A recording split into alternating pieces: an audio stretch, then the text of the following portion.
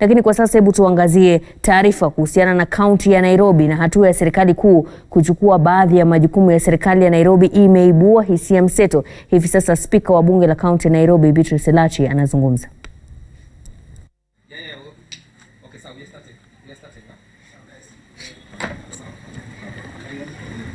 You cannot tell us, did this information get you as a surprise? And from now, what's the next step as the Speaker of the Nairobi County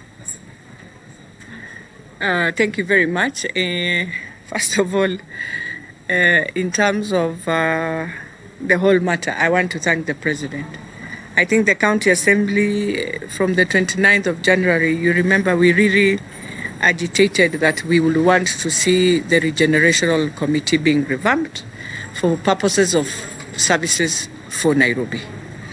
And for me, I want to thank the President because one thing he has just done is to look at all the scenarios of Nairobi. You know very well the Minority Whip has also a motion in terms of impeaching the governor. And so for me, when you look at the scenarios and the issues, this is one way of holding the county not to find itself in really a quagmire that would have found ourselves in regardless.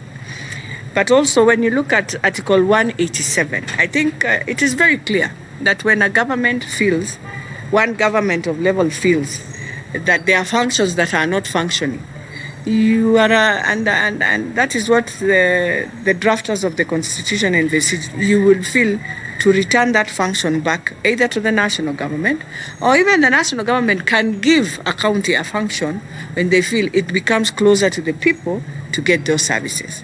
So first of all, it's an area where I would want to say the President has breathed life into the Constitution on Article 187.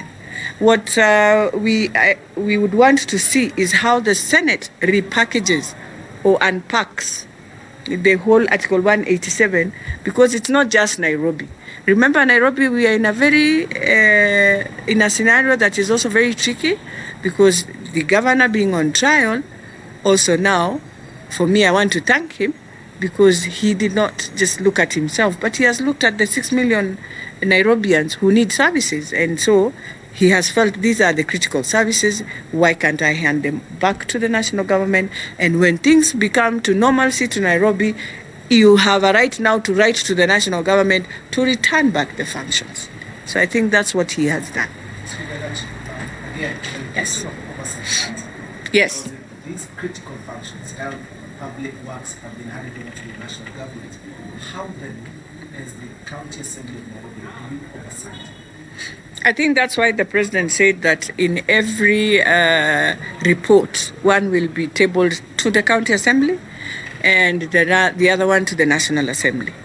And we must appreciate that what he has done, he safeguarded also the County Assembly. You know, if you look at the whole scenario that we are in, he had a right to evoke Article 192 that dissolves us and takes us to an election.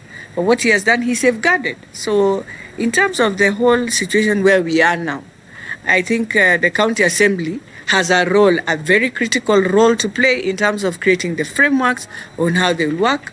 Through the committee that the President said he will bring in, that committee now helps us to more be closer in terms of engagements, while I know very well that when a function goes back to the national government, the ministry of that function takes over.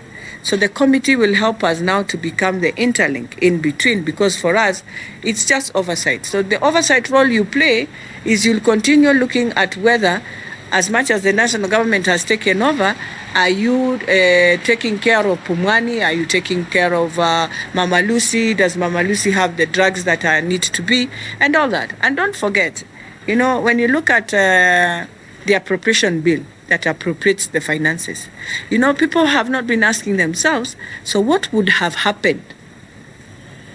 Or what is going to happen? Because don't forget, an impeachment is also a process within timelines and all that.